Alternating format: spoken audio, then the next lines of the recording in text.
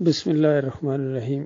یہ بات سن سن کے ہمارے کان پک گئے ہیں، عمریں گزر گئی ہیں کہ پاکستان ایک انتہائی نازک دور سے گزر رہا ہے۔ پتہ نہیں کب گزرے گا، گزر رہا ہے۔ جو آتا ہے قوم کا سمجھدار اور بڑا، چاہے کوئی مذہبی رہنما ہو، چاہے کوئی سیاسی لیڈر ہو یا کوئی عسکری قیادت کا ہو، بس یہی بیان دے کہ گویا ان کی جان چھوٹ گئی ہے۔ اور تقریباً 75 سال میں کتنے لیڈر آئے ہیں، بڑے بڑے قابل لوگ تھے، جینیس لوگ تھے، پڑھے لکھے تھے، لیکن سب نے مل کر آخر میں پاکستان کو کہاں پہنچا دیا ہے۔ ڈیفالٹ کر رہا ہے، کچھ لوگ کہتے ہیں کر چکا ہے، معیشت تباہ ہے، افراتفری ہے، لڑائی جھگڑے ہیں، نفرتیں ہیں، ایٹمی قوت ہونے کے باوجود، بہترین فوج ہونے کے باوجود، بہترین یوتھ ہونے کے باوجود ذلت اور خواری ہے، جگ ہسائی ہے۔ اللہ کے بندوں کب سدھرو گے؟ اصل میں یہ لوگ اگر نہ ہوتے جو یہ اس پاکستان کو ملے ہیں، قیادت ملی ہے، پہلے دن سے لے کر آج دن تک اس پاکستان کو جو قیادت ملی ہے یہ نیگیٹو ملی ہے۔ ان کی سوچ ہی مومنانہ نہیں ہے۔ پہلی اینٹ ہی غلط رکھی گئی ہے۔ میں نے اپنے ایک ویڈیو کے اندر کہا تھا، پہلی اینٹ ہی غلط رکھی گئی ہے۔ ایمان خالص کے اوپر نہیں رکھی گئی ہے، توحید کے اوپر نہیں رکھی گئی ہے، بلکہ اللہ کی نافرمانی کے اوپر رکھی گئی ہے، کلمے کے ساتھ غداری کے ساتھ رکھی گئی ہے۔ فراڈ کیا ہے انہوں نے اللہ کو۔ یخادعون اللہ والذین آمنوا وما یخدعون الا انفسهم وما یشعرون۔ جس طرح مالک فرماتا ہے یہ دھوکہ دیتے ہیں، اللہ کو دھوکہ دینے کی کوشش کر رہے ہیں، فراڈ کرنے کی کوشش کر رہے ہیں، اور ایمان کے نام پر دیتے ہیں، لہذا ایمانداروں کو بھی دھوکہ دیتے ہیں اور صحیح معنوں میں اپنے آپ کو دھوکہ دیتے ہیں۔ اور اب پھر یہ آرمی چیف جن کا یہ بیان سامنے آیا ہے، جنرل منیر صاحب، عاصم منیر، ان سے کچھ لوگوں کو امیدیں وابستہ ہو گئی تھیں کہ یہ چونکہ حافظ قرآن ہیں، سید ہیں، لیکن 19-20 کا ہی فرق ہوتا ہے میری قوم کے لوگوں۔ ان کی جو ٹریننگ ہوتی ہے، چونکہ میں خود فوجی افسر ہوں، مجھے پتا ہے کس طریقے سے ٹریننگ ہوئی ہے، کس طرح دماغ بنے ہیں پاکستان ملٹری اکیڈمی میں، پھر فوج میں جا کر پھر سارا معاملہ کس طریقے سے ہوا ہے۔ میں بڑے قریب سے ان چیزوں کو جانتا ہوں۔ اصل میں وہ چیز دماغ میں ڈالی نہیں گئی ہے جس سے صحیح معنوں میں اللہ کے ساتھ ایک تعلق قائم ہوتا ہے۔ ایمان خالص، اقرارم باللسان تو کرتے ہیں لیکن تصدیقم بالقلب نہیں ہو رہا ہے۔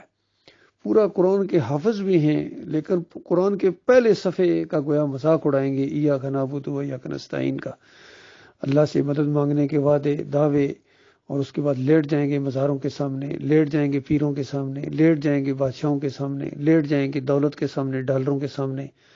ایسے ایسے عجیب ویڈیوز دیکھے ہیں، فوٹو دیکھے ہیں، اور بڑے بڑے افسران ہیں ان کے بارے میں لکھا ہوا ہے کہ بس ان کی قیمت اتنے ڈالر ہے۔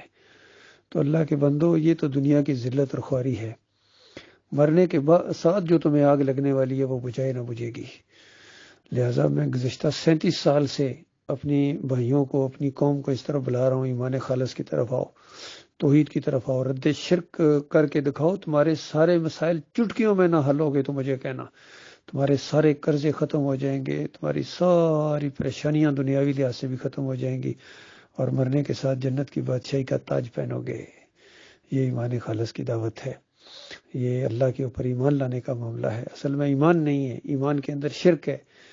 آج مظہر پرستی ہے، بت پرستی کی طرح، پھر عرس ہیں، میلے ہیں، چادریں ہیں، چڑھاوے ہیں، واسطے ہیں، وسیلے ہیں، رکوع ہیں، سجدے ہیں، چرس ہے، بھنگ ہے، وہاں قوالیاں ہیں، ملنگ ہیں وہاں، اور یہ سارے جاتے ہیں ہمارے لیڈر، چاہے یہ فضل الرحمان ہوں، چاہے یہ تقی عثمانی ہوں، چاہے یہ طارق جمیل ہوں، طاہر القادری ہوں، جتنے بھی ہوں، یا سیاسی لیڈر ہوں، عمران خان صاحب جا کے سجدے کرتے ہیں وہاں، اور محمود قریشی کا تو کہنا ہی کیا، یہ تو گدی پر بیٹھے ہوئے ہیں، خدائی کی گدی کے اوپر سارے لگے ہوئے ہیں، اور ہمارے فوجی بھائی ہیں، ان کو کوئی احساس نہیں ہے کہ اللہ تعالیٰ نے آپ کو اقتدار اور اتنا اسلحہ اور یہ سب کچھ اس لیے دیا تھا کہ شرک کی حفاظت کرو اور اللہ کے دین کو آگے نہ آنے دو، بلکہ اللہ کے دین کی جو بات کرے اس کو اپنے اندر سے نکال دو۔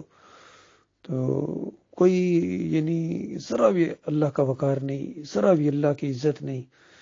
جس دن جنرل عاصم صاحب نے اقتدار سٹک لی تھی، اس دن میں نے اپنا ایک ویڈیو اپلوڈ کیا تھا، ان کو سارا مسئلہ بتایا تھا، پاکستان کی ذلت اور خواری اور یہ جو افراتفری کی وجہ بھی بتائی تھی، اور اپنا کیس بھی بتایا تھا کہ 7 پنجاب ریجمنٹ پہ ذرا تحقیق کریں کہ ارشد کرملائی کو کیوں وہاں سے نکالا گیا، اور ملک جان سپاہی اور عصمت اللہ سپاہی کو وہاں سے کیوں نکالا گیا جب یہ راولپنڈی اوجری کیمپ میں یہ یونٹ تھی، اس وقت کا یہ کیس کیا معاملہ ہے۔ تھوڑی سی تحقیق تو کرو کہ اتنی دشمنی اللہ کے ساتھ، ایمان کے ساتھ، توحید کی بات کرنے کے اوپر آگ لگ جاتی ہے، اپنے اندر سے نکال دیتے ہیں۔